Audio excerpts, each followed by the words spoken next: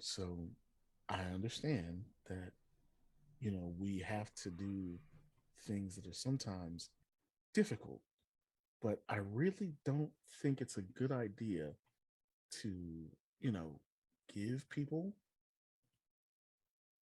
a giant flesh eating disease in the hopes it makes them superhuman. That's not a good idea. Look, we may not be live yet, but all I know is Operation Greta worked perfectly. Andrew Tate fell for the bait. Even ordered the pizza we had set up for him. We took Top G down. Top G down is down. I'm proud of us over here at the Illuminati Podcast. We do good and honest work. And I don't know what's going on right now because I was supposed to play a video and Explicit's going to say, fuck myself. So here we are, y'all. Okay, so skip it. We're going right in. We're doing live. We're doing live. Now what? We're here. Yes, folks, we are not really back. This is a misnomer. You are hallucinating. You have somehow gotten into someone else's stash, and the psychedelics are really good. So you're not really seeing the Illuminati right now. In fact, what you're seeing is normally an impossibility. That's right. Somehow we have gotten these shadowy figures behind our shadowy figures to join us for this episode of us doing things entirely not related to our show. So first up, let's welcome the special appearing members of the Illuminati, the mighty M10 himself. How you doing, brother? I am alive. Alive is important. I don't really want you undead. That'd be bad. That'd be very bad. That's the CGI we got going. It's working for you perfectly. I'm working my way towards lichdom. That little hamster we got working on that little treadmill is working fine. Go, Hamtaro, go. As long as it keeps the generators running. Exactly. That'll be very important later in this episode. And of course, a lot of stuff doesn't get done without this guy, and people don't realize that he actually does stuff with us all the time. So it's actually good to have him on the show. Brother Neff, good to have you. I mean, despite recent attempts on my life, I am still here. So, hey, let's go with it. The fact that that's a real thing, like, this is not even one of my usual jokes about nearly being killed by my own body betraying me. Really, they tried to kill this man. This is not cool. Job, damn it. And of course, we don't have a show if this man doesn't say to me, hey, we should do that show you were just talking about. The Ganja Guru. How you doing? Hey, it's me, the guy that made sure we do a show today. So I know 2 out of 4 of y'all hate me now. That's all right. You'll learn to love me later. Also, we do want to, again, give a shout out to our brother in arms that's currently unavailable because it's the middle of the day when we're doing this and he's got shit to do. But of course, he's got the audacity to have a day job and shit. The Birdman Ollie, of course, unfortunately we lost his pet Penelope earlier. Didn't know. And we wish him well. He's gonna be back when the actual show is back. He's just busy in the middle of the day because making money is kind of important in America. Man, fuck rent. We gotta do it like the anarchists, man. We're gonna set up a commune. We're gonna sexually assault each other, but still call it revolution. It's gonna be great. I'm proud to say this for the first time this year. Pipe down, commie. No, this time anarchy. See, you had me at commune and lost me at sexually assaulting each other. Then you don't know the obvious conclusions of communes when it's just 20 people. I'll say you have not heard what happens when the anarchists get their communes together, because that's basically right there, number 2 on the menu. If you don't like an anarchist, come at me then. Show me where it didn't happen. Shows up to your tent at night and be like, "There's no laws." Guess what? And you got to get here without using public transportation or capitalistic conveyances. So good luck finding an anarchist-built car anywhere. Look, you're gonna build a bike and come get me? I didn't think so. I'm gonna start a communist mutual aid program. All right, we're gonna start paving the streets, and I'm eventually pave my way all the way to Missouri. Try me. Good Lord. Oh, look, antagonizing the anarchists is part of my MO. Like that's what we do here. Come on. Wait till we bring up DSA.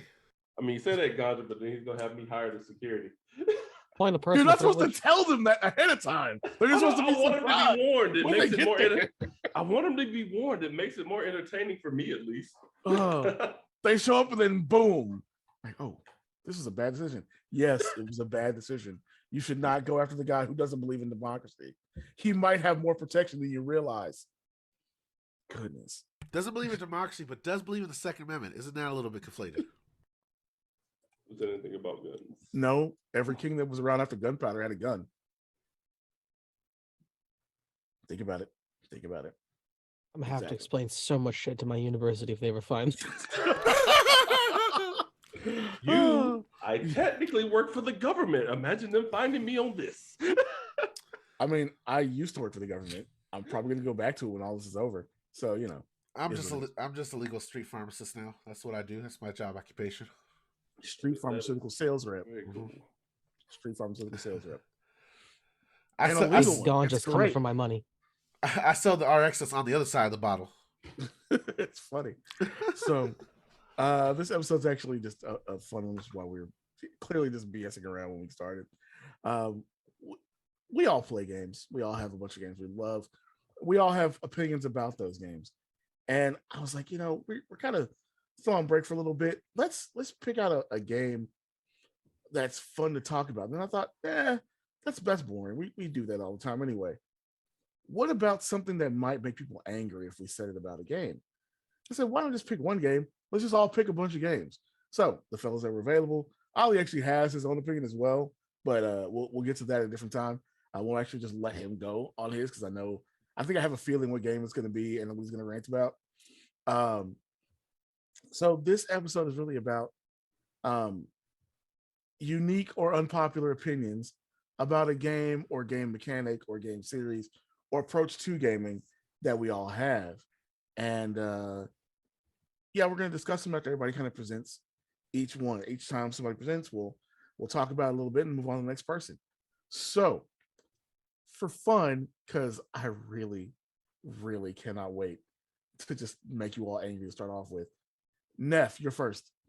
Yeah, dang it. Well, honestly, I really wish that after a certain amount of games, maybe 3 or 4, companies would retire or replace certain main characters or flagship characters in their games, i.e. Kratos. I'm tired of Kratos.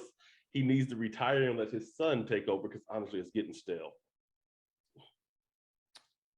So what do you do with them if you get rid of them? Well, honestly, they could retire him, and since his son Atreus, if we have Atreus take over, you wouldn't actually be playing as Kratos, but on occasion, since he's been through all of this, he's killed all these gods in multiple different pantheons, have him be kind of like the wizened advisor figure to his son. You hear his voice from time to time. He consults with his father about, hey, how should I take out this god? And, you got some more development on the Kratos side of things instead of just, boy, I'm your father, boy. So he becomes like the wild old man mentor, like in every great anime series. Yeah, exactly. Okay. I can feel that. Fellas, what you thinking? Honestly, God of War for me has always been iconic because of Kratos, so it will be very jarring. I worry that you might get the same similar effect of Metal Gear Solid when they try to make Raiden this main character of the second one, and that just end up turning off a lot of people from the series. But it could work out depending on how the story goes, and eventually they are gonna have to retire him. Hell, in this photo, he's damn near turning gray himself. Like this man's damn near ash at this point. That's on his skin. So eventually they are gonna have to move on from the IP if it wants to live on and have more characters and more storytelling. Unless they're gonna just constantly do reboots or revamps of the series just to keep the story alive. I can see that. What about you, Em? I agree entirely for the most part. Kratos needed to get gone earlier, in my opinion. Around the time that he magically changed pantheons, kind of felt weird. I don't have too much of a stake in God of War. I didn't really play them. I just thought it was really weird. He did all this shit with the Greek pantheon, and then suddenly he's in the Norse pantheon now, and it just feels really contrived to get him there. Why can't you just have and now this is the story of someone else? But no, it's just Kratos is everywhere, and he's the all important focal point of the universe, which makes me wonder, are they leading into Kratos is going to be Jesus? Jesus. Jesus. Bezos. Oh God, it's all connected. I mean, eventually they're gonna have to hit the Christian Krasus, not pantheon. Jesus. Krasus, not Jesus. Krasus. There we go. Because eventually they already passed the Egyptian stuff in the comic book. That was basically how they explained him getting to the Norse god. Was he had crossed through the Egyptian pantheon, which was kind of a weird little concept. Without killing them. Without killing them. Wait, what? Yeah. Well, that was mighty kind of him. He didn't kill the Egyptian pantheon. I kind of like. I mean, I have to say, for the record, as a black person, I'm kind of happy about that. Right. He didn't kill the. But at the same time, that's very odd, considering he was like Kratos in the original set of games is so angry at the very existence of gods, despite finding out in the second one that he is one, that there's no reason that anyone should not like really be on his shit list. That is technically a god. Like he should be one to kill them all. That part. So, oh no, it's the way they explain the comic is he's just tired and wants to be left alone. Like he's just over his shit. He retired essentially, and he just retired through Egypt, had a kid. Now he started fucking up the Norse gods. Yeah, he should have just like the God of War games that have come out recently should have just been about that transition. I actually think the first game should have ended with him just like, I will give you this thing because this is your legacy, but I'm done. Just and they should have just let it like, but they have to have him as the thing. I feel you in Kratos' case, but I think that there may have some longer, wider, actually I'll say not longer, but wider problems that it would cause if we started retiring mascots. Wait, so we can't retire Crash Bandicoot? Well, I mean, there's some that should be retired because they're just bad games at this point. But you got against Crash Bandicoot? No, I was gonna say there's a company that is gonna lose a lot of market share if they lose their mascot. Talking about Sonic. Is this Mario. a? No, I'm talking about Mario. Yeah, I was gonna say, is this a certain company that relies on an Italian plumber? It's me. I made cards for Nazis. Like Mario's gone. Link would be gone. What is Nintendo without Zelda and Mario? So what are you talking about? I would say to that point that Zelda is an interesting phenomenon in this case, and that Link changes like so much between the different games that there's like a variety of Links. But does he change, or does it just it's a different palette for the game? I mean, some of the games he changes like pretty drastically. Like from genders down to different types of species of animal. Well, technically, according to the lore of the Legend of Zelda games, if I'm remembering correctly from the Zelda Encyclopedia, each Link is a different Link, and they're all connected through the Triforce. All right, so before I just yell nerd at you both, we're not going to use it. This is not about the lore. This is about the actual games themselves. I know, but so actually, you nerds. No, I only know this from being in a debate group and having somebody throw this in my face about how he has so much sword experience. Seriously, like each game, it's still Link and Zelda. It doesn't move on to the dynamic is literally just Link, Zelda, and some version of Ganon / Ganondorf, whatever you want. I almost said Xanadorf. That's wrong. That's from Gargoyles.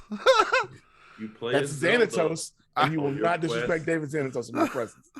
No, you play as Zelda on your quest to save Princess Link because of obviously if the game is named Zelda, the best was to be playing as Zelda. Oh, the best was walking around. That would have been like a much more like unpopular opinion to have ran with. There's like the Zelda people get really mad about that shit if you call it Zelda. Fucking epic. Y'all should have seen fucking Alan at EDC dressed up like Link, because this fool was getting called Zelda everywhere we went. Ain't nobody recognized him at all. I was dressed as Donkey Kong, and they recognized me, and all I had was a tie. I could have just been a random monkey without the tie. I do want to say for the record, that's a great idea. And I can't go this year, but 2024, EDC cosplaying sounds like a great plan. It's the move. That's you eat some mushrooms, you go listen to rave music, and you dress up like your favorite cartoon character. It's what us grown folks do now. We're busting out Fear and Loathing again for that one. I'm afraid because then people give me free drugs. That's what happened in Austin last time. I was literally dressed like Dr. Gonzo, and people were just having me sample their drinks. I could have been. So they were literally just giving us drinks and like randomly. No, it was like So I'm dressed as of course Raul Duke, aka Hunter S. Thompson. He's dressed as Dr. Gonzo, and people would stop us. oh my God, we know you. And then just like hand him a drink or random drugs. Just random drugs, just random. They'd be like, no. And you're always I don't want to do acid with you. I don't know who you are. You gotta hit this blunt, Dr. Gonzo. I was like, oh, this is fucking great. They got me though on that one. They got me with a drink. Like the white girl got me with the drink, and the blunt got me. I could have been Xannied before I knew it. I can just imagine like just taking a random one. Oh shit, this is laced with PCB. It's gonna All I be can one think of about those is the nights. Dave Chappelle skit. I only knew it was PCP because my leg kept kicking. So no, like Mario and Link would be a problem. I mean, Sega'd be in trouble with losing Sonic at that point. I don't mean, even it's know. only profitable brand. I don't know Yeah. why, but I feel like the removing of iconic characters is more applicable to certain like game series than others. Because like with Mario and Sonic and shit, it doesn't really make sense to change them. With God of War, it really doesn't feel like it makes sense to get rid of Kratos at some point. And of course, I'm gonna mention this one because I'm sure these fanboys think I've forgotten about them. You have to say goodbye to Master Chief, you Xbox annoyances. Oh my god, that's Daddy. another one that I wish would have gone away was We're Master gonna Chief. bring out. He's Lieutenant never gonna Sergeant. die.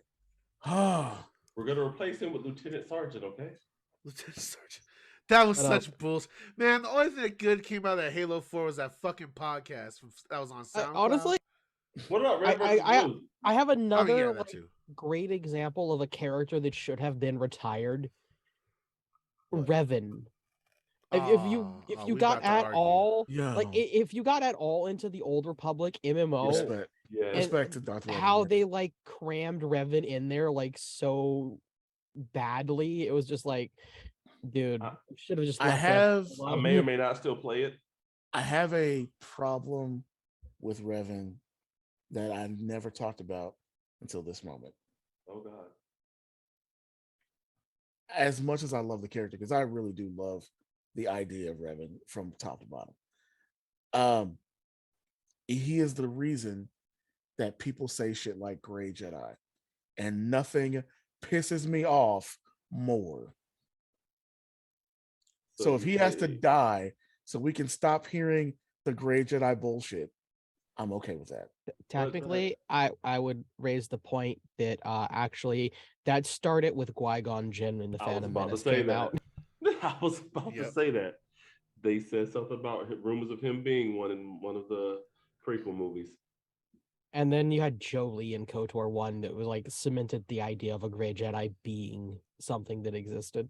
Yeah. All right, I gotta ask because I never get a chance to ask him on air, and I'm a huge Star Wars nerd, and I'm willing to accept the Grey Jedi's mostly because like all religions, as a Star Wars fan, you eventually got to accept the reformations that occur in your religion. But Rufus here, he represents the old school. He's he's an Orthodox Star Wars fan.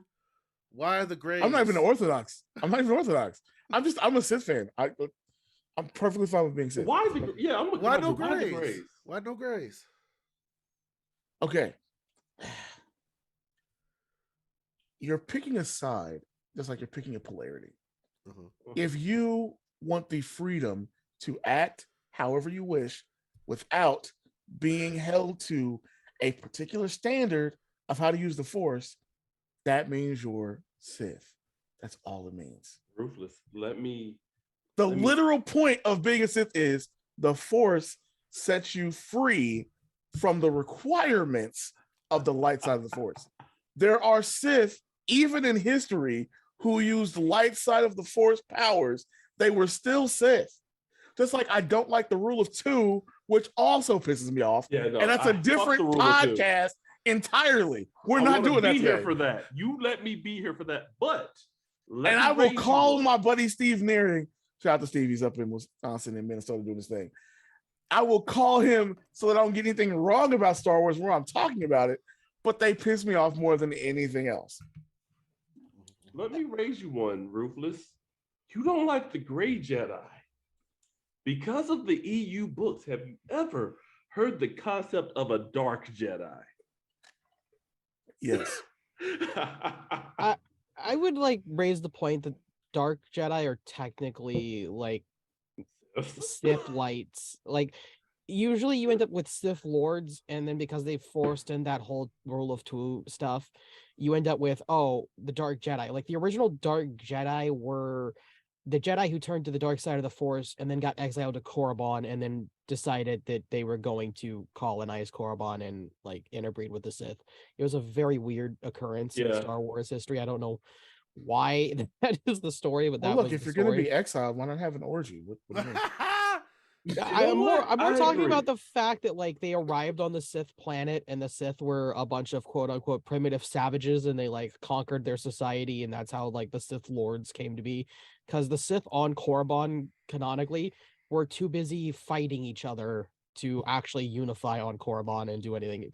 You don't get a Sith Empire until the random Dark Jedi who got exiled show up. Yeah, you mean it was just like the Planet Vegeta situation from Dragon Ball.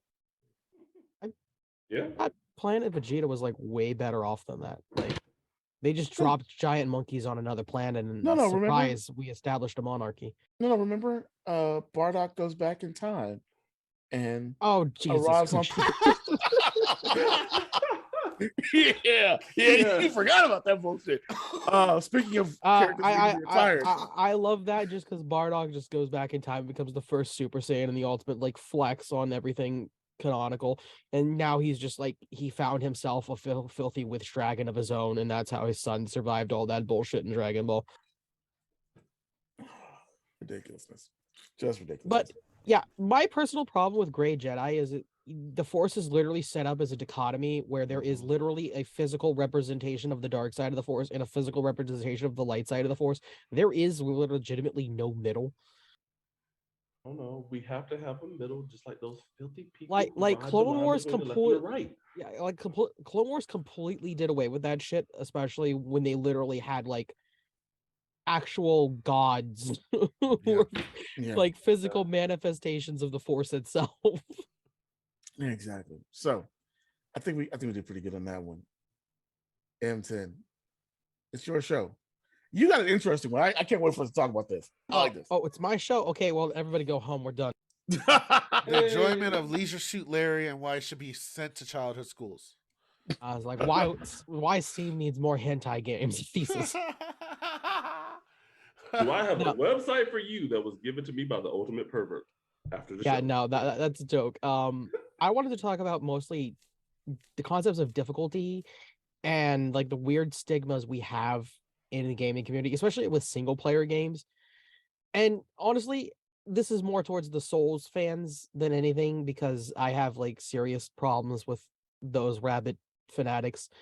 One, From Software did not invent hard games. Y'all are still running around acting like Ninja Gaiden didn't exist. Then that's really annoying, especially when people were like, "Oh, Neo 2, it's trying to be dark." So, like, no, they're literally the people who made Ninja Gaiden. They were making hard games before Demon Souls was an idea in the back of some guy's head. Yes, you can't be like, "Oh, they're Souls-like games." Like, no, they were making hard games before like you existed. Way of the Ninja Samurai Gaiden and fuck with Shinobi on Sega. and Oh God, Onimusha. Shinobi. So you have Ninja Gaiden, Onimusha, the Tenchu series was also kind of unforgiving at times. Way of the Samurai was brutally lethal, and it was a roguelite before those were even things too, because you died and that was game over and you had to start over again. Yeah. In like so many instances. So it is like, I really dislike it's a Soulsborne game. Which makes me wonder what they're going to call them now that Elden Ring came out and like surpassed them all in popularity. Are they going to be Elden Ring Borns? Because when Bloodborne, is actually a term I've heard. Oh my God, when Bloodborne came out, they attached the Born to the Souls instead of being a Souls, like it's a Soulsborne game. So I was wondering, like, now that Elden Ring has blown them out of popularity, like is Elden going to get thrown in there now? Yes, it already has been. Like, here's the big thing that's like really annoying, especially Elden Ring. It's mostly a single player game. Yes, there is like online opt-in bullshit.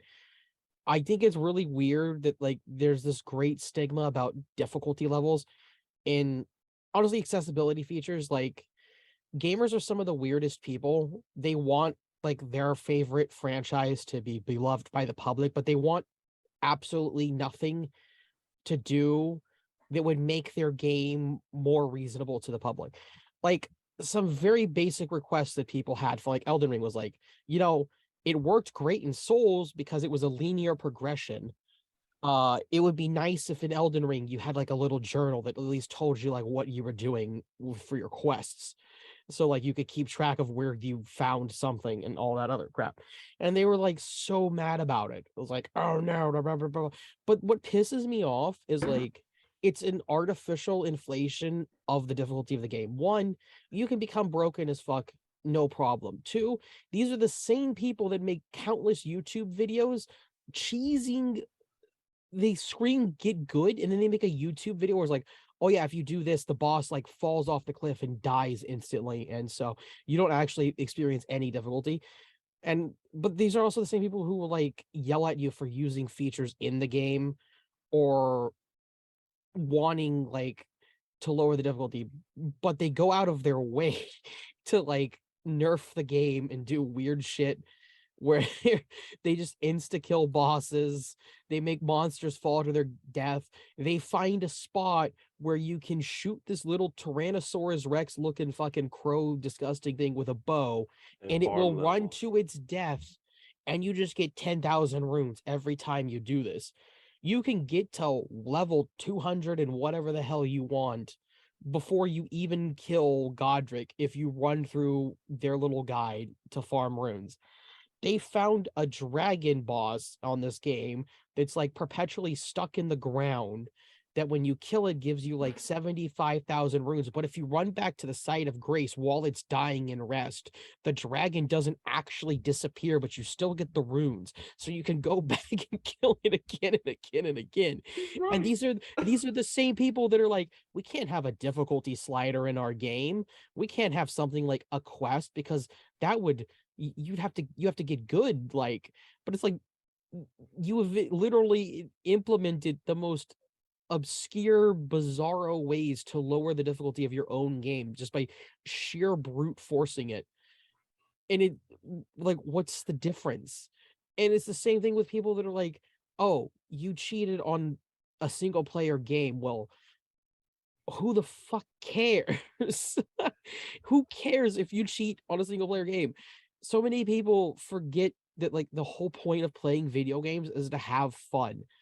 So like if I'm playing Hearts of Iron 4 and I don't feel like fighting a war across the Pacific after I've conquered Europe, Iron Man, you knew? Yeah, fuck that. There's ways to cheat on Iron Man 2. They done figured that shit out as well.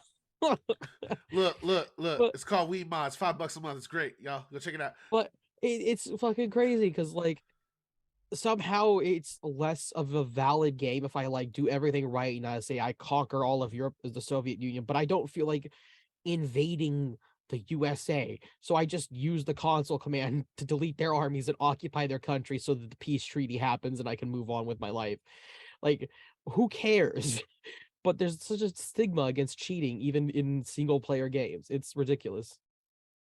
See, what you don't understand, you got to dedicate 4 weeks to that siege across the Rockies, goddammit. I don't care if you got a life. Fuck your life. And it's like mods. Mods are so big, so many games better. Improvements of life. I've modded Cyberpunk 2077 to hell and back. I've got a level cap of 300 on that game. I've got awesome shit. I mean, it's technically cheating what I'm doing because I fundamentally altered the game. I get more experience. I have a higher level cap, but somehow using mods is more like acceptable than just using cheats. I don't understand it. Okay, real quick. I do actually want to get Cyberpunk for PC right before the DLC comes out because I actually plan to mod it as well. I guess it's that leftover, classic gamer thing of the accomplishment is beating the game in the arcade on your 5 quarters you had to play with, and it turned into this disgusting, toxic gamer culture of you have to play it the way I think you should play it, or else you're not a real gamer. Oh, ESRB don't like what you're talking about right now. They calling. This phone never rings until I have something to do. Oh my goodness. All I know is dudes were cheating all the way back in the arcade. Ask the dude with the Donkey Kong speed run record. Well, yeah, because cheating was like there were ways to cheat on arcade machines. They used to tell each other how to do it. That's actually a good question. How were you able to cheat on those machines? It was just like find ways to like glitch the game out, or like they actually had like straight up cheat mechanics within the game itself. They figured out. So developers often put easy to access developer codes into the games in case they need to do something to the cabinet while it was still in like a store or something. Mm-hmm. And so basically people would just figure that out by constantly brute forcing different combinations of things, and different stuff would happen.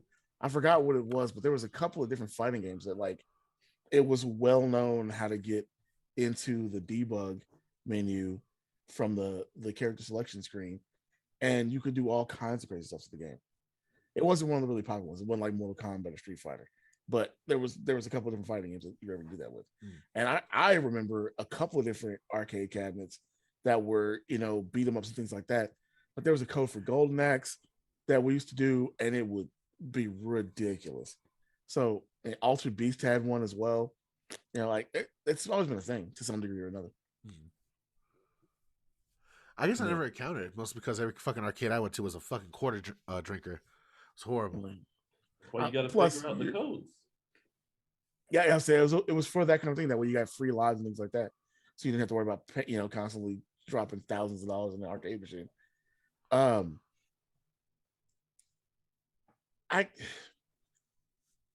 If it's single player, like if it's multiplayer, I think we kind of all agree cheating is kind of fucked up because you're messing with somebody else's experience. Oh yeah, don't cheat in multiplayer.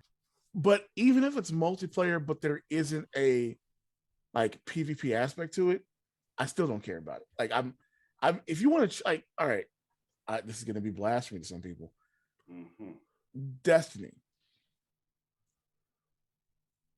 Destiny could solve all their problems by doing one very simple thing, and that is not care about cheaters on the PvE side and just outright ban people cheating on the PvP side.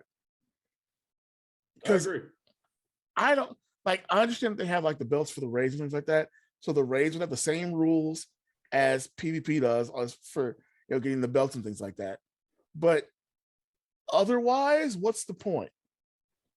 Like people are paying you money for these expansions and these season passes, and they don't get access to all the stuff that's available, even in the base game, if they don't have the skill level of the literally top players in the game. The whole divinity situation is ridiculous. And they're going to constantly have the same problem for as long as that game exists, because you're never going to get a person who doesn't have the time to sink into getting insanely high skill to have that. Same thing with MMOs. You're paying a monthly subscription. You should be able to access all the content. And again, I know it's unpopular.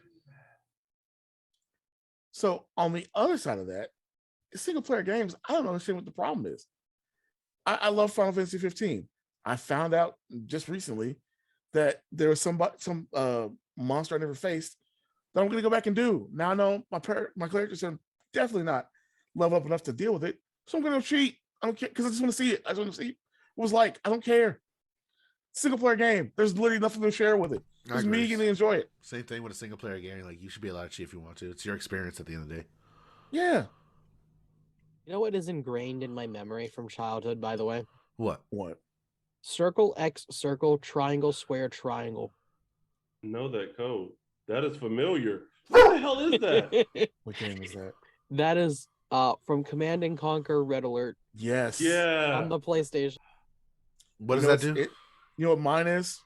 It was the instant nuclear. It just automatically gave you a nuclear bomb that you could drop on people. Glittering prizes. People are going, wait, StarCraft and Warcraft. Yeah, I was about to say, because one of the things that used to trip me out about StarCraft was one of the what is it? The Archons with the Protoss literally says one of the cheat codes, if you click on them, they say power overwhelming. Yeah. That is a freaking cheat code for the game. Yeah. And if you were playing Protoss in those games, you basically needed to cheat to have any available units. Oh, yeah. Good Lord, the stuff is so expensive. You know, shout out to those Sims fans out there that, you know, no mother load. That was my jam right there. Man, The Sims. Yes. Now, You know, I will admit that early on in my life, I was a hilarious little cheating shitlord on Diablo. ha, ha. I got into a lobby one time on Diablo, and some hacker dude just like rolled up on me and just completely destroyed everybody in the lobby. So I was like, nah, fuck that. And I found out how easy it was to cheat in Blizzard games back then. And I just grabbed a trainer. It led to some of the most hilarious moments of my life in Diablo. Like just sitting there, both of us invincible, wailing on each other in the dungeon, like, huh, so this is awkward. I had the exact opposite experience with Diablo. I had a hacker dude join the game, drop a bunch of hacked weapons, and leave. Oh, Oh, I used to do that. I had that happen with GTA. I had a dude hack the money, and I just started playing. That he just gave me like $1 billion. I was like, all right, cool, but like, I don't know if I should play anymore now. Like what I did with GTA when I was on the PlayStation 3. I have a friend, she knew a hacker. Right when I got the PlayStation 4, because it was in the time when they were banning people, I had him jump into the game, drop the maximum amount of money that the character could hold, and then I immediately cut off the game and transferred my account to the PS4 to make it difficult for them to track. But yeah, I used to be that guy in Diablo. I would go in random games and just start You over here throwing like committing wire hacked fraud gear. in fucking video games. See, I did that, but with another game. It was an MMO to where Matt says I basically became the traveler from D&D because I was bored with the game, and I would walk around the open world PvP server trying to kill people, and I would chase them across the entire server. It didn't matter how long it took. But if you ever took the time to stop and say, dude, stop or leave me alone, I'd drop a rare item and walk the fuck off. Like I said, the traveler from D&D Emerald. Goodness. Like, what the fuck? One, This was before I knew who the traveler There's was. probably legends about you somewhere in 1,000. There was a whole forum post about me. Like, he's got a whole wiki he doesn't know about that's all about him. I popped up on the forum one time and was like, yo, that was me. Shh, don't tell my secrets. And then yeah, I left. There's like some interesting experiences I've had in terms of multiplayer cheating, where it's usually a case of like the game is so infested with hackers, it just makes more sense to just cheat yourself. Like Modern Warfare 2, when it released on the PC, they was at a time when Infinity Ward had like laid off everybody. There was absolutely no anti-cheat. You could not play that game online without a hacker guaranteed in every lobby. It was so annoying. It was like the only way to get your money's worth was to just download a hack yourself and just go wild. And I was showing my friend, because like, yeah, this is what they do. Except I was really high at the time. So it's like, yeah, this is what they do. They just try to be subtle, except I'm not being subtle at all. I'm just holding down the trigger on like a light imp machine gun, watching my character spin around in circles, just headshotting everybody on the map.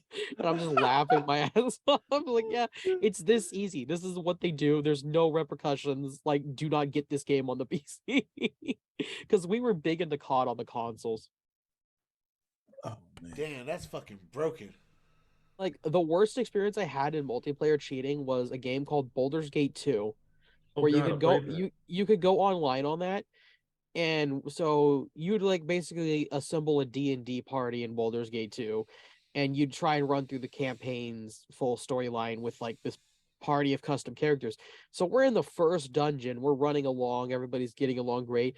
And then suddenly like a portal opens up in front of us and this guy with 4 arms steps out and just proceeds to kill everybody with his 4 swords. It's like, bro, that's not a legal move. What the hell? Oh, that actually reminds me of probably the last 3 months of Megaton back in the day. Oh boy, that game. Too bad we never met up when you were playing that. We knew that the servers were shutting down, and so people just didn't care anymore, and they had just started like letting loose with every hack and mod they could possibly get going.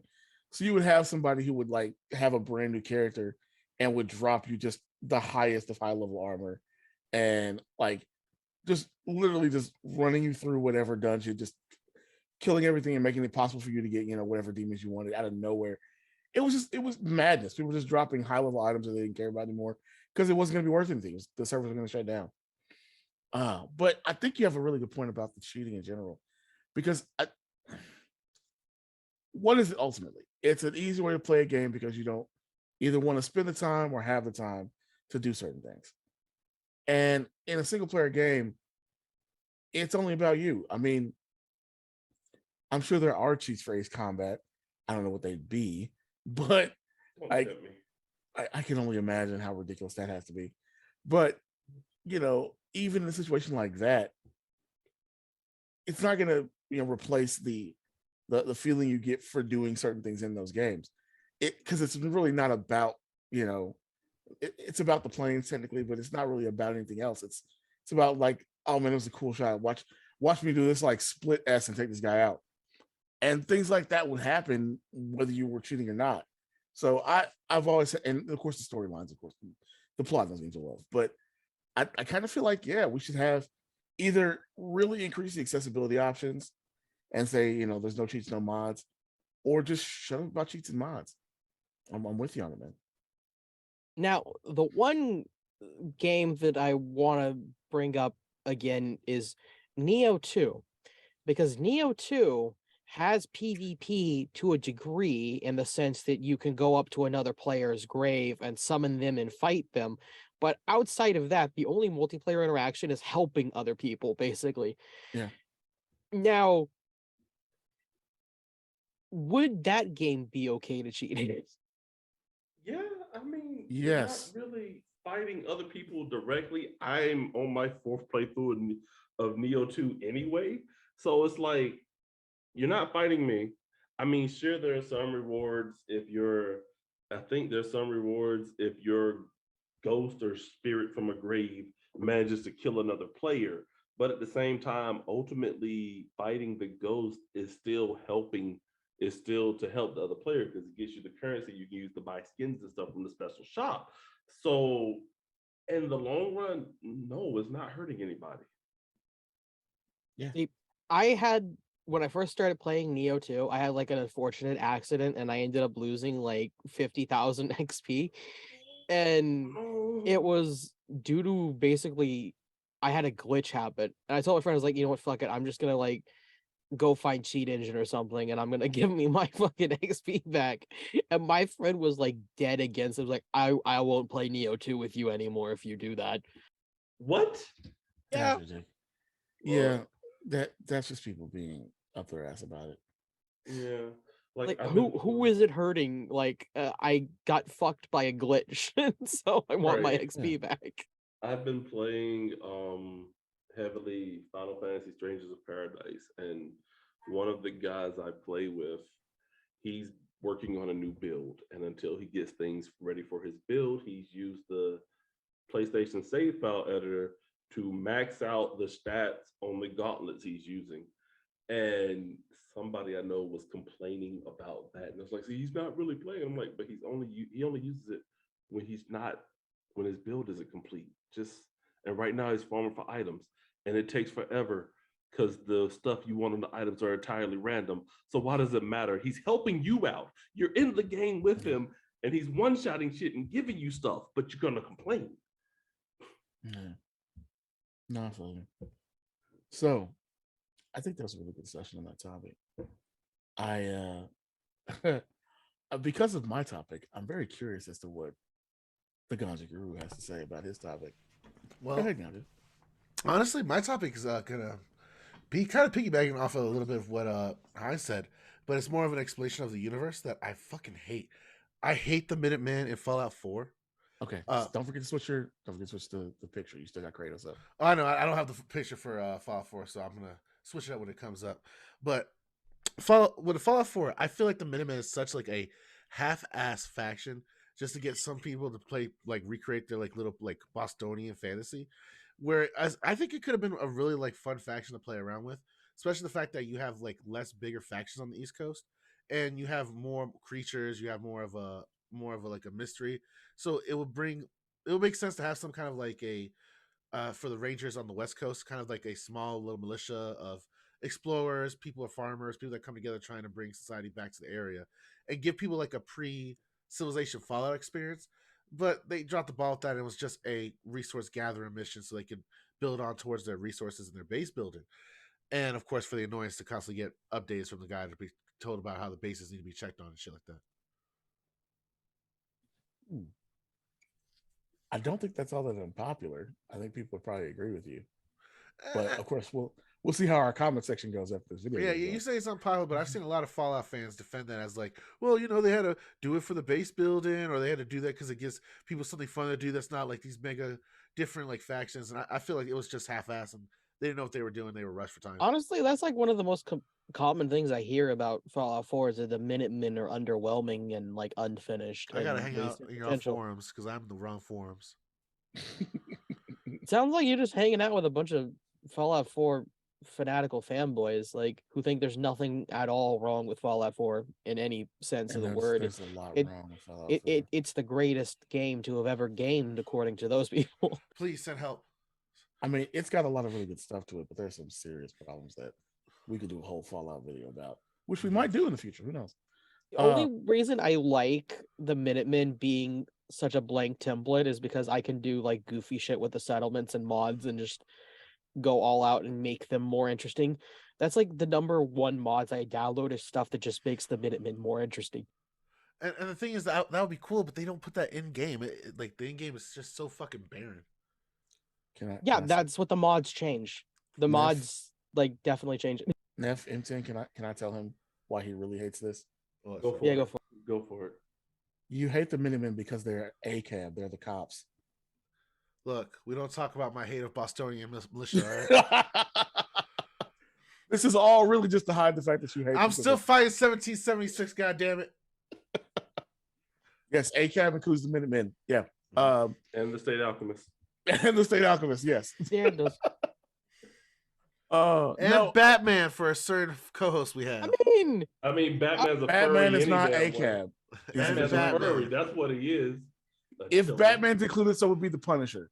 I'll definitely include the Punisher then. Yeah, that's the Punisher legitimately has killed corrupt police officers. He's not ACAB.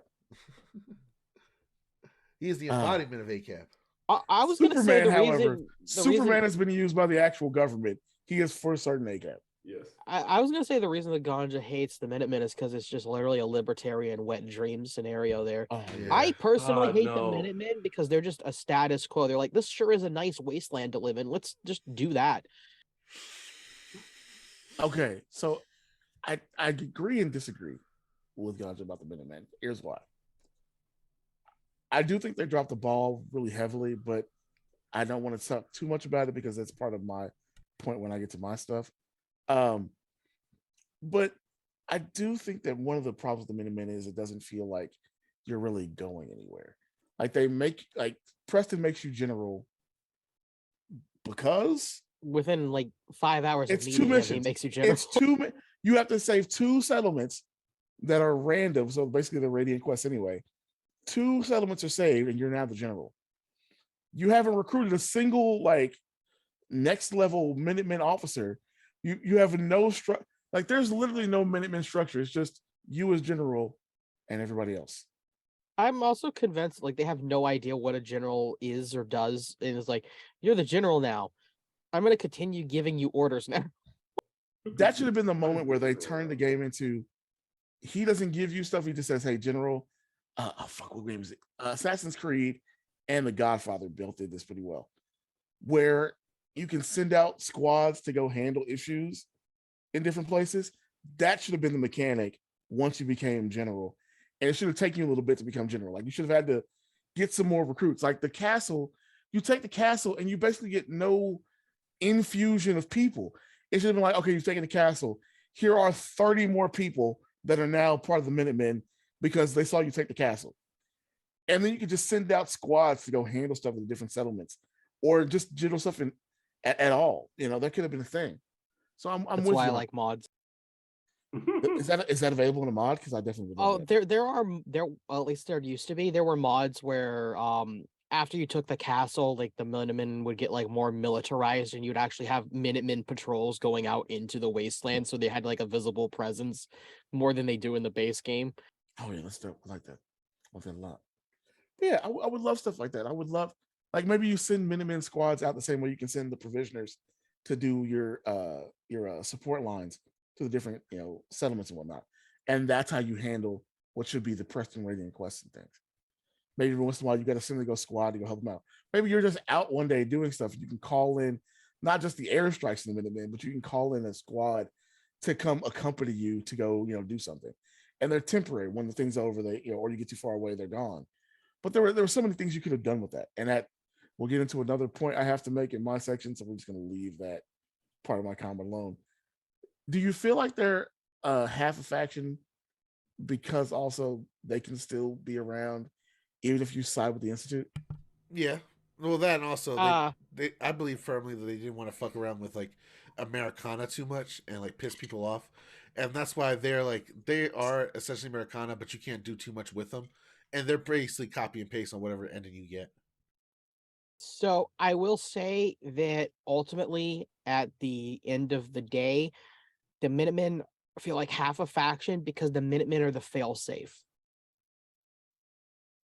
The entire reason the Minutemen faction exists and has to exist and has to be the way it is because if you are a psychopath who goes and you kill everybody, you kill the railroad, you kill the Brotherhood, the only way you can complete the game's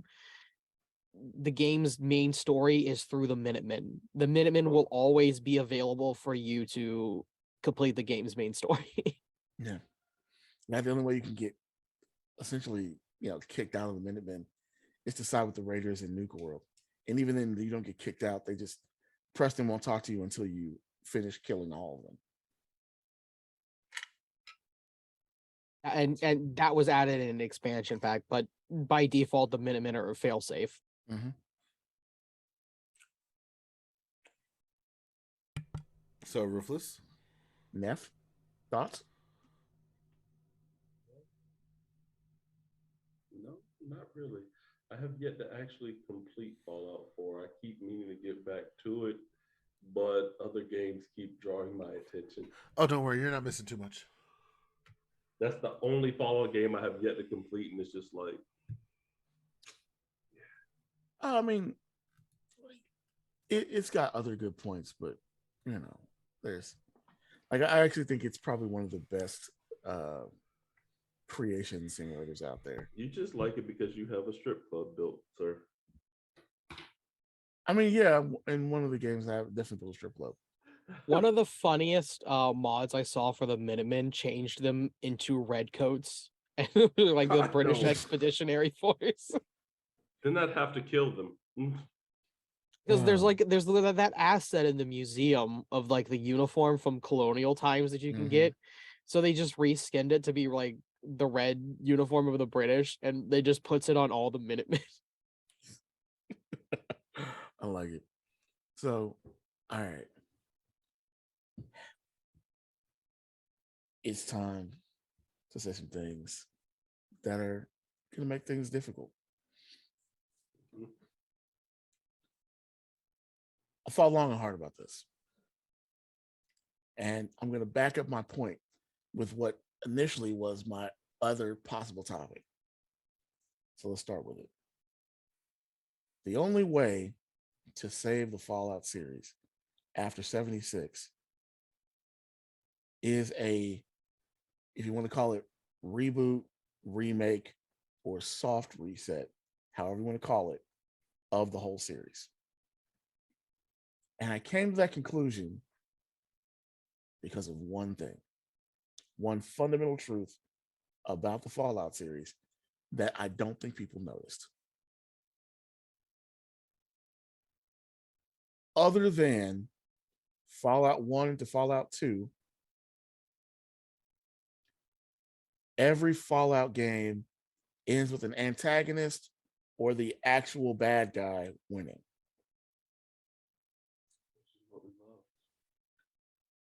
Fallout 1, you get kicked out of your vault and you make another city which is where your kid essentially grows up from, which is who you are in Fallout 2. So fine, that doesn't count.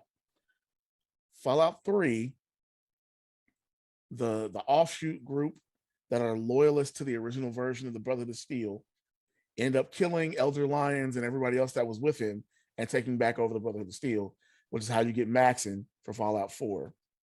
In New Vegas, the only way things work the way they do is that the NCR and Caesar get put down by House's robots. And that means Fallout 4's actual canon ending has to be the Institute killing the other factions. Because otherwise, there is no way you can have another game set after the events of Fallout 4. Why do you say that? I'm about to explain that. All right. You couldn't have the Enclave survive because the Enclave was not really being run by humans. It was being run by, at that point, basically just machines that are as evil as the Robo Brains were, which were full of just murderers, which they say in the Fallout 4 game. So the Enclave had to be destroyed, and you literally work to destroy them. But the Enclave's remnants show up in New Vegas if you recruit them and help you on whatever side you're on. However, New Vegas clearly ends with House winning, and they literally name his set of things the House always wins, because you can't have the NCR take over New Vegas because it would destroy all the population that's in the New Vegas area, and thus make the final DLC of that game entirely pointless, because the NCR wouldn't allow that guy to operate and do what you end up doing with him and the nuclear bombs. The Legion couldn't have won because the next thing they would have done is gone east, and with the Brotherhood of Steel being in Fallout 4, it means there was never interaction between them and the chapter that's literally in the Mojave. So that means that clearly Caesar didn't win, which means it's House. So you have the antagonist, which House is. He is to some people he's the big bad, but to me he's the correct choice, which we'll get to in a second. The same thing happens in Fallout 4. The Institute and Sean are just a redone version of Mr. House and the Enclave put together. And that's clearly what they wanted to do, because somehow the Brotherhood of Steel goes back to its antagonistic format in a much more Nazi fashion, to be honest with you, in their presentation of Maxon and his very weird cult-like approach to the Brotherhood of Steel. And you really can't go forward after that, because either you killed Maxon, which is what happens, of course, if you're at the Institute, or he's alive and taking more and more power as a fascist leader in the Wasteland. Well, at that point, any one figure in a Fallout game wouldn't be able to oppose that kind of power, because again, we've seen not only can he get all the way to the East Coast over the Appalachian Mountains, but we know there are West Coast members of the Brotherhood of Steel still alive and operating, as well. So there's literally nothing to do there, which is why I got to the point where it's clear it needs a reboot, remake, reset, however you want to call it, because you can't do anything in there. And there are other major plot problems that exist.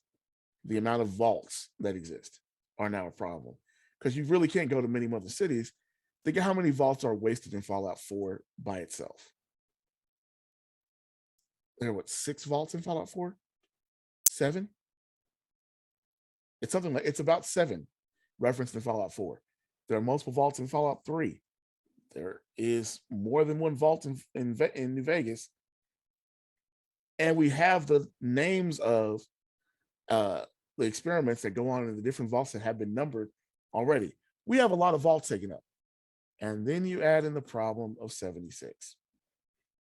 Oh, yeah, I didn't think I was going to skip over 76, did you? Fallout 76 adds a bunch of problems, including weapons that should be available that aren't available later on. The giant bat creatures that they still can't explain how they don't get out of West Virginia, considering West Virginia is right next to Virginia and the Capital Wasteland. Fine, active air defense systems are still online. Yeah, somehow, right? There's radiation in the air that eats away at the wings when they fly too high. Sky's too high. But that's kind of my thing. Like, there is so many plot holes. Forget the whole problem with ghouls and whether they need to eat or not eat and how they become feral. There are tons of, if there's only, was it 122 vaults total to cover the whole country, we're really out of vaults in major cities. You're telling me Chicago didn't have more than one vault? You're telling me New York City didn't have more than one vault? You're telling me Los Angeles only has the vaults that we've seen referenced in the first Fallout game? You're telling me Miami didn't have any vaults? You're telling me nowhere in Texas had any vaults? As far as Miami not having any vaults, nobody wants to save anyone in Florida. That is all. I got a few people I like in Florida. Hey, I got a few. But that's about it. Then you better move them out of Florida. But like all these things, I can understand, hey, originally we thought things were going to primarily stay on the West Coast. So we thought 122 was a fine number. If this series is going to continue, and it's clear Bethesda wants it to continue, I think you have to do a reboot where, and maybe it's a more of a remake kind of thing, a soft reset, where you get this canon in line with itself, make some changes, and get things a little bit better told, because they're just making it worse. And I know that according to them, they're not going to get a Fallout 5 until after the next Elder Scrolls game, and Starfield is next, and it's still hopefully this year, maybe next year. But that'll be 10 years since, if 2025 is the Fallout 5 game, that'll be 10 years since Fallout 4 plus a year. So 11 years. And I kind of think they've screwed with so much of what Black Isle did originally, what Obsidian's done, and what they've done just between Fallout 3 and Fallout 4, that they need to just, it needs to be a thing. It needs to be fixed. Fellas? Honestly, I can't disagree with you. That's kind of been my problem with it. There's also an issue now with the Fallout series. I don't know if you noticed that throughout Fallout 4, they kind of touch on a lot. The West Coast is starting to become more civilized. It's starting to develop a sort of like a very reminiscent of 1920 of America kind of vibe going on in the California territories. And if the series continues on further, it's going to kind of throw a hammer into the whole post-apocalyptic scene. That's why I think 76 had to go as far back as it fucking tried to, down to like, I think it was like 20 years after the bombs went off. 76? 100 years. So they're trying their best to go back now and try to play with the number and try to play with the fact that they haven't been in different areas and use that to their advantage in the lore. But eventually that's going to hit its course where they're going to either have to start doing like Wild Wild West stuff with the Fallout aesthetic, which I think that might fall apart after a few game series, because you did see a little bit of it with New Vegas and people appreciate that, but eventually that's going to hit a roadblock. And honestly, besides some places in the South, like again Florida and Texas and a few other locations, they're kind of running out of places that are like iconic for people to visit in the United States that hasn't really been touched on or has been mentioned in passing. Yeah, I mean, honestly, the main thing I have a problem with is part of what you said. Like, why is Boston 250 plus years later still so full of debris? If so many people survived and are still living there, why is it in such disarray? Go for Fuck it. the debris. Why is there still food? This was my question in Fallout 3. Why is there still untouched food in the super duper mart? Because that's the first place well, maybe they didn't go after initially because of the radiation, but because they thought about the radiation, but still. I just, it doesn't make sense. There's so much stuff that doesn't make sense. And with a reset, just a reset, just, you know what, fuck it, we're going back to Fallout 1 era, and we're just gonna do a different city during that time. Even that would be better, because at that point, all right, cool. You know, we're in Chicago, and instead of 122 vaults, there's 1,000 vaults, because there should be 1,000 vaults. Like, maybe that'll work better, because that way we can, like, all right, there's 10 vaults in this city and 10 vaults in that one for all the different experiments. You can still do the crazy experiments. That's doesn't get rid of that. That's one of my favorite. Oh, the United States was not able to build enough vaults, really, but Albania was able to do it in the 80s. Like, this is America we're talking about. Do you know how a capitalist country in wartime, you don't think they could build enough vaults? Are you crazy? And the vault experience would just get psychotic. They already had a vault where it's just one guy and a bunch of puppets. I want that guy. I want him in a Fallout game. So, yeah. Neff, thoughts? Honestly, I honestly agree with you on all of that, especially with Mr. House being one of my favorite factions in New Vegas. The House needs to win. So, yeah, the antagonists have been winning up until this point, and they need to reboot it because, as you said, they're running out of vaults. There was a limited amount. And yeah, where are you going to find? Oh, no, what else are they going to do? Oh, no, we forgot. There were other vaults that weren't recorded. No, that's not going to work. I almost forgot about this. Do y'all realize that the Enclave lost to the NCR off camera? Yeah. Or how about the Brotherhood loses to NCR off camera? Did anybody else go how? No. Because I was like, how? I did. Because it doesn't like okay, maybe there were enough people in the NCR to like people flood the Enclave members that were alive. Maybe. Though considering Ganon has like X01 armor, I don't know how that works, but whatever. How did the Brotherhood of Steel lose? They have literally all the real technology. See, what you don't know is we had a lot of manpower and we just kept sending them straight into that gunnery. Eventually ran out of ammo. Thank you. Okay. That's ridiculous. Like lemmings to the slaughter. Well, think about it. The Brotherhood of Steel has been hoarding technology since before the events of Fallout 76. They've been hoarding technology that long that by the events of Fallout 1, they should be strong to take out everybody. Yeah. Including the Enclave. If you told me the Brotherhood of Steel took out the Enclave, I can rock with you. They just lack direction and focus. Leadership. That's how they But how? They are literally the fascists. They have the leader of leaders. Look, I'm trying to make it make sense. Look, I would try to tell you that they teamed up with the Shy in San Francisco and used their advanced technology and their discipline from the Chinese army to overthrow them. No, they didn't do that. The Shy completely stayed out of that. That was mentioned. Yeah, and all right, okay. The other major plot hole thing that is making me angry at this point, so I'm just bringing it up. The Chinese and the Russians.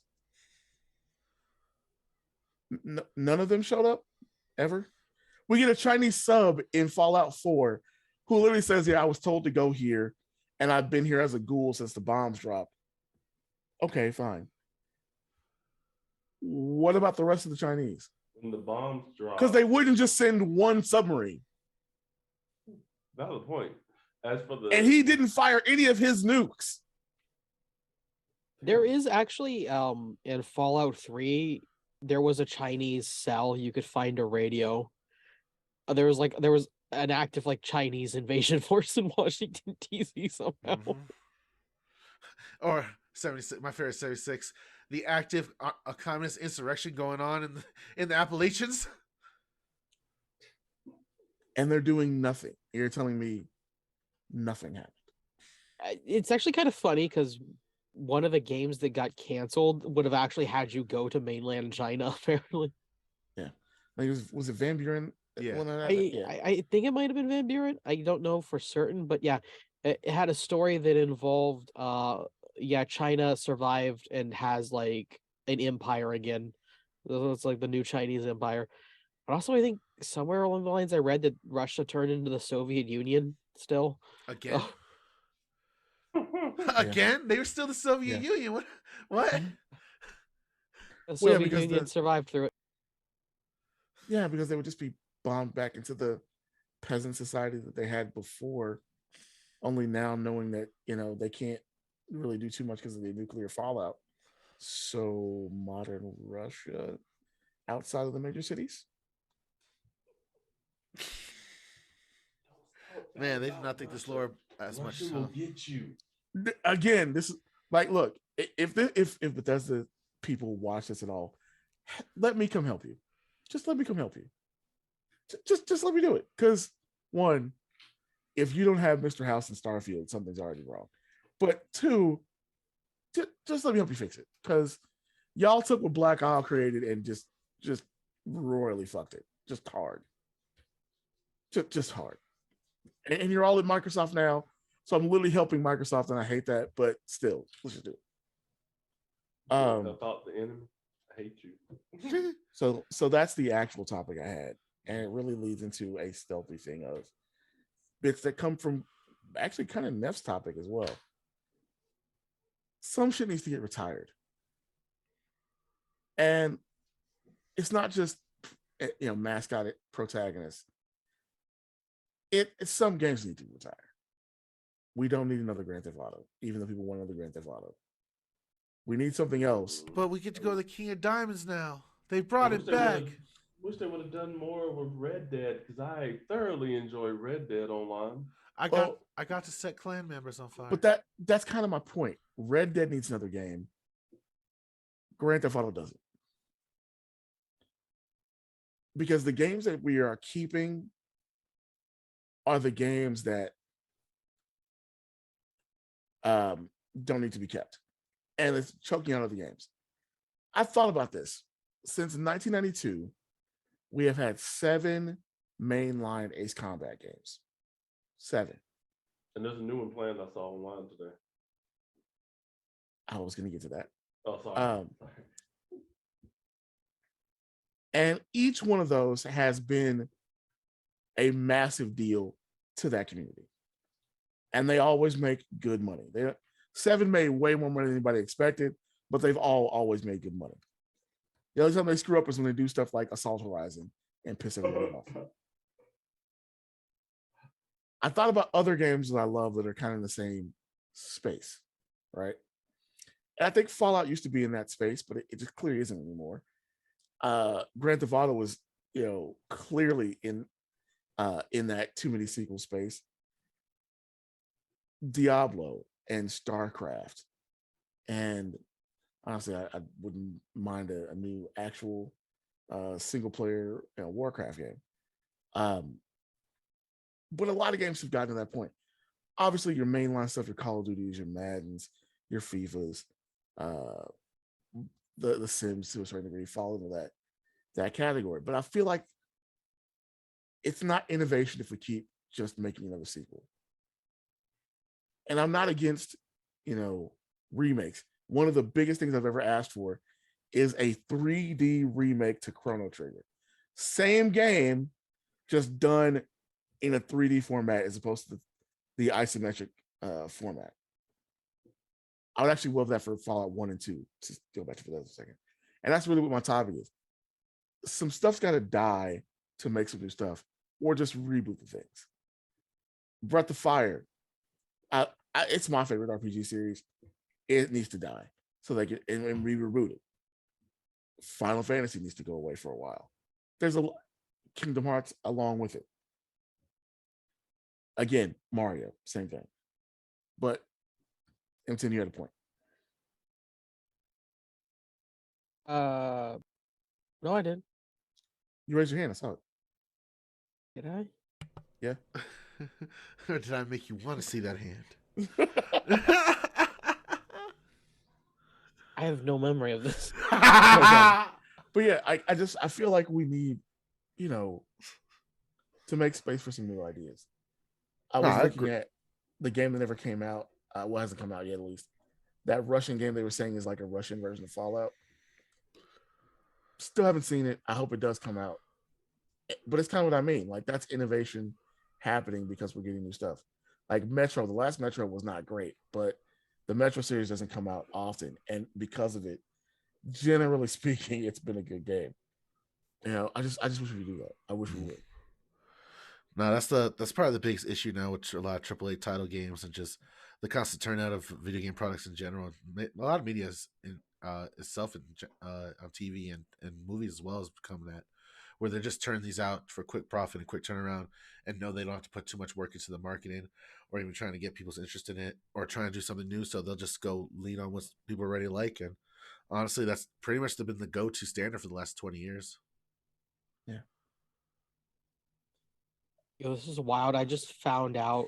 I sort of just remembered what the Fallout I was thinking of was, and I've read more about it. It was a canceled project called Fallout Extreme.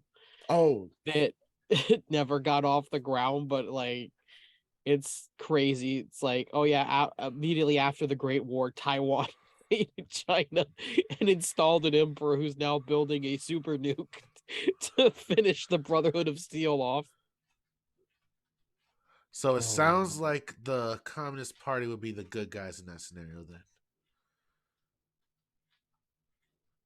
It turns out they don't exist anymore, but you played as a squad that could consist of, and let me read this. Right here.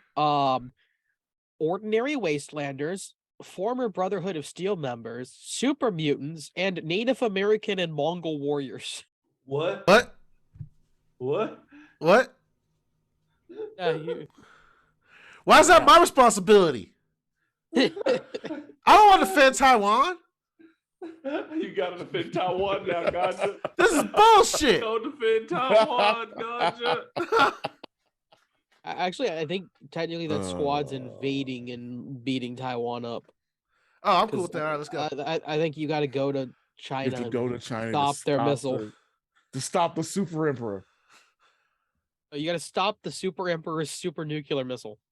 Yes. I just wanted some psycho. Summon up your people, Ganja. Fight me in China. But I just like that your squad can apparently consist of Mongol warriors. Are we bringing Genghis Khan back for this one? Yes. Look, he didn't get a good rap this time. He needed laser weapons and bots. Instead of this was like proposed in the year 2000. So instead, there's a world in which we could have not had Kaiser, and we could have had Genghis Khan instead. Oh my God. Oh, I love it. Oh, you know how racist that would have been? Yes. Yes, I do. Exactly as racist as Daikatana was. Yes. The only Asian person was one producer, and they just shaded. Oh, man. I love everything about this in the most horrible way possible. Oh, so now that's kind of my thing. Like, some of these games take 10 years to get developed, and you're waiting for these things. And some of them, it's every 3 years you're getting a new version of it. And it's like, all right, if you got an iconic series that has 4 games, it takes a while, fine. But if you're on game number 7 or 8, all right, we got to have some decisions made here. Come on. Like, I love Ace Combat. I'm waiting for you to challenge me one-on-one in Ace Combat 7's multiplayer. Make it a duo. No. Because if you want to be king of the sky, you got to beat me. But bro, I can't even keep my plane in the air. You win. Well, then play me, and then you can challenge him. No, bro, I can't even keep my plane in the air. You win. That message was to Marlon, who remembers having to relinquish the King of the Skies title to me after losing to me in Ace Combat 0. Tried to play Ace Combat recently, and I just immediately crashed into the ground. Good like Lord. I cannot fly that plane anymore. I just doesn't work. Axe Ruthless. So, pull off some maneuvers. Oh yeah. So Ace Combat's problem is for 7, they basically had to make up a continent and have it have a conflict. Again, people calling me for no damn reason. They had to make up a continent and come up with things there because Come on, Rufus, man, pick up, dog. They're gonna take my ass cheeks. Pick up the phone. because they had this, like, in Ace Combat 5, we had this giant conflict that was really kind of a culmination of all the lore of Ace Combat to that point. And so for Ace Combat 0, it was the war that led to the war of Ace Combat 5. So it was a prequel to Ace Combat 5. Great. Ace Combat 6 was like, we've already told people how big this world is, and we don't really have an option. So we're just going to have these two countries over here that are unrelated to every other conflict have a sudden fight and somehow have the ability to have all these planes that exist in the other ones. And the way they got that across was by having basically everybody was a mercenary in that conflict. And that's the only Ace Combat game that wasn't on a PlayStation. That's the one that was for Xbox. And so for Ace Combat 7, it's a fight over space elevators. What? Yeah. So Damn, y'all got Armored Core in my Ace Combat. yeah. Now you see where I'm going with this. So correct.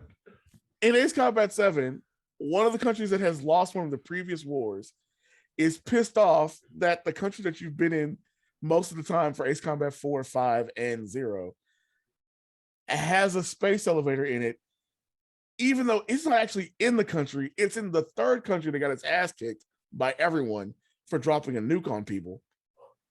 Neutral territory. Because it'll be profitable to have a space elevator. We can't get to Armored Cores if we don't have space elevators, Rufus. if From Software was making Ace Combat, or Namco Bandai, or if Bamco was making Armored Core, I would totally be okay with that. But they're not, and that's a problem. And yet Armored Core has to go through the same thing. Armored Core is doing the soft reboot because Armored Core has been set on Earth. You've been a mercenary this whole time on Earth, working for different countries. They said, yo, we're not having that problem anymore. We're going to space. And this whole Armored Core 6 is happening on another planet. Moonrock, yay. Great. Look, I would still play Ace Combat if it was not, if we ended the conflicts and it's us, in a different place having the same conflicts.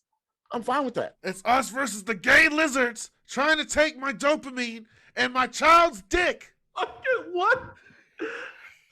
All these games have the same problem. You've been building all this lore, but your world somehow stays the exact same. Fallout, the problem is, at some point in the future, most of the, like, you're telling me in 400 years, the country shouldn't at least be clean? It's been 270 plus years since the bombs dropped, and every major city is still in complete disrepair and dealing with warlords. Because they're waiting on the emperor to rise up and show them the way. Okay, how are there feral ghouls still? All the feral ghouls should be dead. All the super mutants should be dead. Nah, man, we needed zombies and super mutants. But that's kind of my point. You get to a point where you've outlasted how long these things should survive. In Ace Combat, you guys have made Shangri-La like twice. You've had perfect utopia on Earth twice in Ace Combat, and just made up conflicts to occur. I mean, at least Armored Core is actually a little bit better in that regard because it shows like the steady destruction eventually of Earth. Like when you get, by the time you get to 4 Answer, it's like, oh yeah, we fucked the Earth like heavily, and so it's just shitty. Then by Armored Core 5, it's literally post-apocalyptic. So it makes sense that Armored Core 6 is on a different planet. Yeah. I'm okay with it there. I'm okay with it with a lot of games. But like GTA just shows us how shitty we are. So maybe it doesn't apply there. The rest of these games, it doesn't make sense. Why have you not killed Bowser yet, Mario? Why haven't you just straight murdered him? Just cut his head off, put it on a pike, and left it there for anyone who tries to get fucking wild. Actually, I'll just raise a different point when it comes to Grand Theft Auto. I think we don't really need another GTA for a good minute. the cultural zeitgeist is kind of frozen in the last 10 years. The jokes they made in Grand Theft Auto 5 they're just going to be repeating a lot of these. Yeah. Culturally wise, we haven't gone past the early 2000s and 10s in which they were making fun of like SJWs, like the youth culture, millennials, and all that. Like they're just going to be rehashing a lot of that same humor. Yeah. Like, yeah, but I completely agree. Like, a lot of the problem I have with Fallout as a franchise is there's only so far you can suspend your disbelief, and it becomes a case of how long is this place just going to be, like, you can't just keep going farther and farther in the future and having it be inherently shitty as it was, like, barely right in the after year the war, basically. 2500, man was ruled by giraffe. Because it's like you get to Fallout 76, which is one of the earliest installments of the Fallout universe, and it's the exact same conditions you're living in Fallout 4, which is one of the latest in the timeline. And it makes no sense why nobody has attempted any sort of like reasonable rebuilding, repopulation. Like, why is the only major settlement in Fallout 4 a baseball stadium? That's where Mama Murphy comes in, bitch, because we high. But okay, we know this is not how humans react to things. We know this is not how humans handle things. They, especially with the ones that would have the knowledge to one, not eat where you shit and put dead bodies. But in Fallout 3, the end is literally purifying the capital wastelands of water. Literally, there's a huge ass waterbed that's just fresh water now. In Fallout 4, they mentioned that the water is drinkable in the capital wasteland. Why is it only there? Also, I got a question. Also, geography wise, why are we using caps in 76 when the whole point of caps doesn't start until Fallout 1? I have more of a big question when it comes to that water thing in DC. How many people, raise a hand here, how many people have actually been to the swamp itself here in this country? I have. All right, cool. All right. So, I actually seen the Potomac. That bitch connects to the ocean. How the fuck did they purify that and not the ocean? They're not separated by everything. A dam. I don't know. Did they build a dam? Yeah. Yes. You just built a giant dam. No, that's what I'm saying. Did they build that previous? Because when you look at the Fallout map, you just see it goes into the ocean. I know. Yeah, but it's not, but it doesn't, but salt water doesn't backflow into fresh water. So as long as there's fresh water flowing out to sea, it's never going to have. What about the radiation coming from the salt water? Don't drink the salt water. It's like. Well, I guess what he's asking is, wouldn't the radiation coming from salt water bleed into the fresh water where the two connect? No, because salt water doesn't backflow into fresh water. Remember, it's a river. It's flowing out to sea. The sea is not flowing into it. And also, how far does that go? I mean, confluence points depend on like where in the river you're looking at, but there's various spots. Because that just increases, like, all right, let's say it goes all the way towards the end of the river's like supply line or like the waterbed. That all those civilizations along that coastline just got fresh water. And no one decided to start civilization over again? I get what you mean. Yeah. Like, there are a lot of plot holes in this series. Yes. Which is why this is my campaign to write Fallout. Just let me write the 5th game. So this whole episode was just a cleverly staged plot to get like a video essay. No, because I also want to write Ace Combat because. So you're applying for 2 jobs. Gotcha. And there's like 4 other games. Please let me write the next Cyberpunk game because y'all are bad at this. Please let me let me offer creative input on the next Cyberpunk game. That's all. There's a lot of games that I have issues with there, and that's why I came up with that topic, because there's a lot of games that need just to be fixed, just to be fixed. And honestly, in some cases, the only way to fix them is going in with a big hatchet and making a reboot or a reset out of them. Just what it is. Mm-hmm. So, fellas, any other random gaming opinions you want to get off your chest?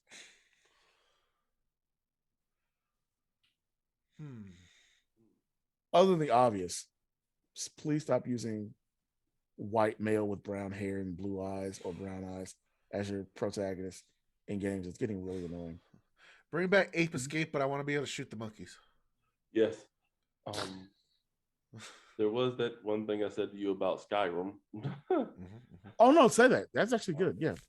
Honestly, in Elder Scrolls Skyrim, contrary to what the player and everyone believes that plays that game, you're not the hero. You're not a good guy.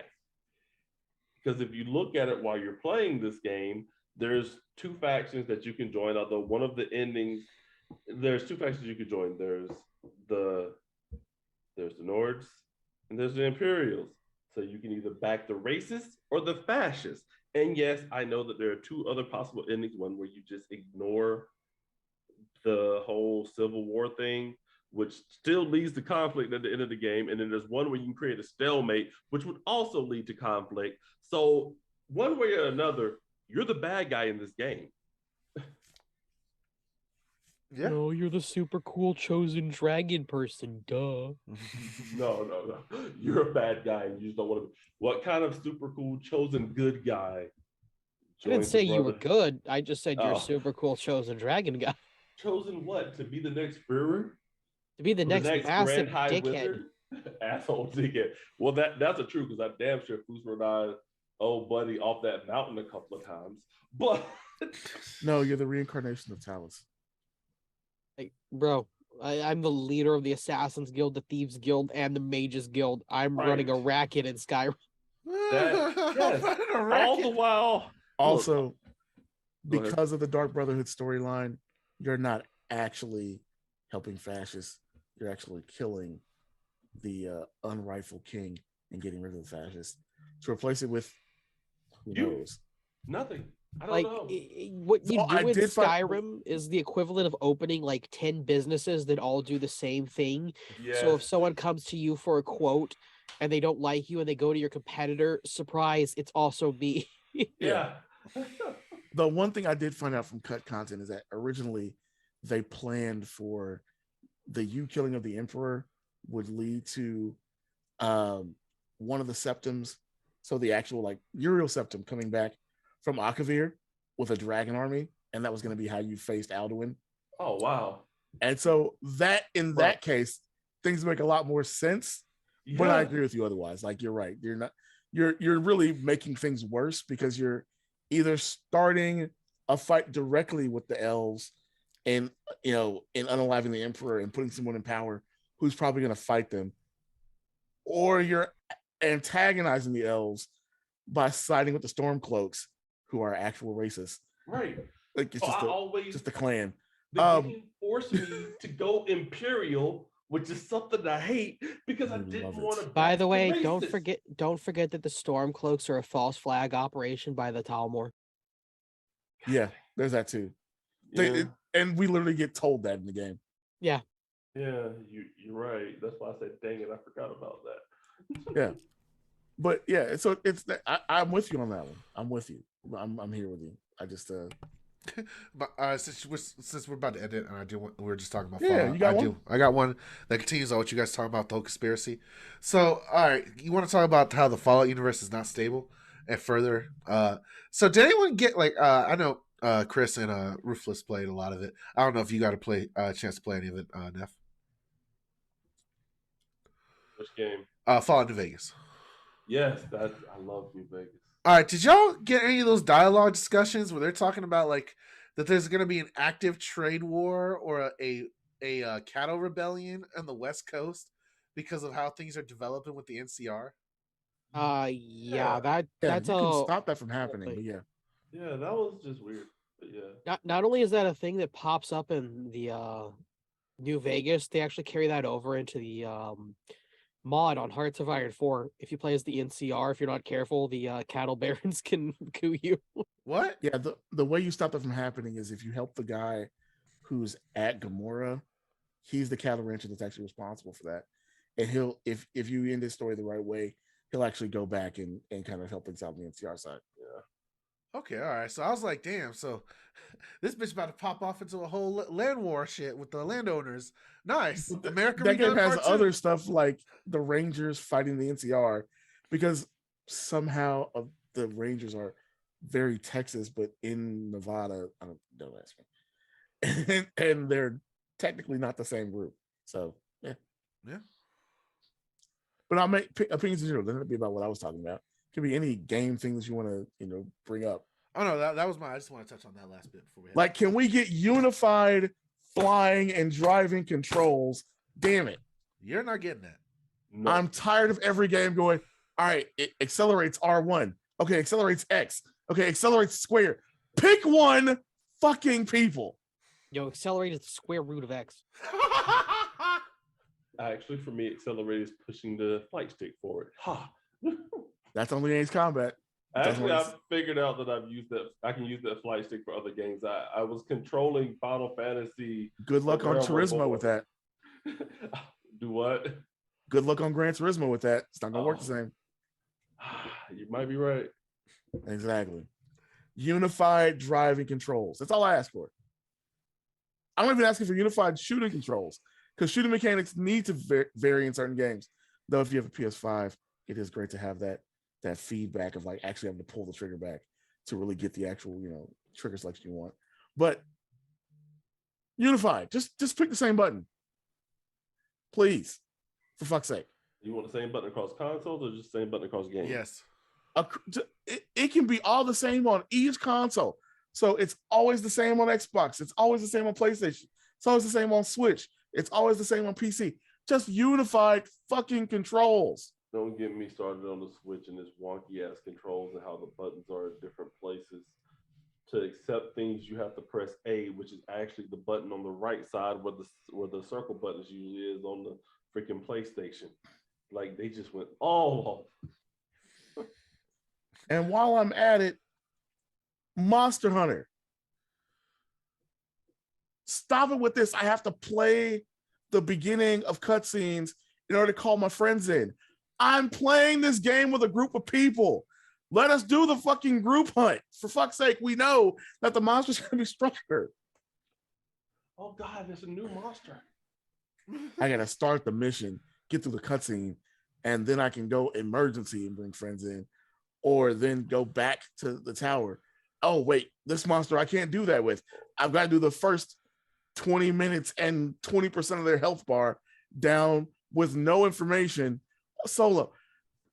Either this is a single player Monster Hunt or this is a group thing. Pick one. Both. No. Both. Tired of this bullshit. With that being said, Rufus, how can they find you when you want them to find you? If they want to find me, you can find me in multiple places as The Ruthless Wonder. That's TikTok. That's Facebook. That's Twitter. That's Instagram. MySpace, LinkedIn? I'm fine. I'm not LinkedIn, and I'm not on MySpace at the moment. I got you. So no CSS links. Gotcha. I won't send you any. Chris, how about you? Where can I find you? Locked away inside of Ruthless's consciousness. Don't tell people. We're working hard on getting that technology to get you fully out. What, Brother Neff? How about you, brother? How do you want people to reach you? You can find me on Twitter at Brother Neff, or I might be starting back my whole Twitch streaming thing, which is Common Gamer Neffis, because common riders are the shit. Other than that, don't look for me because I know what happened the last time a random person found my ass.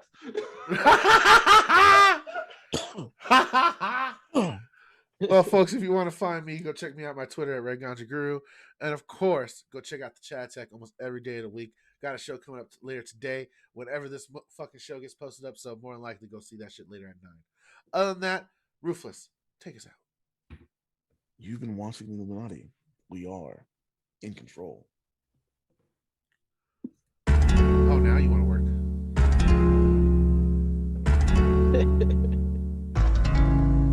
You know, since we're not recording, remember how you were talking about The Sims?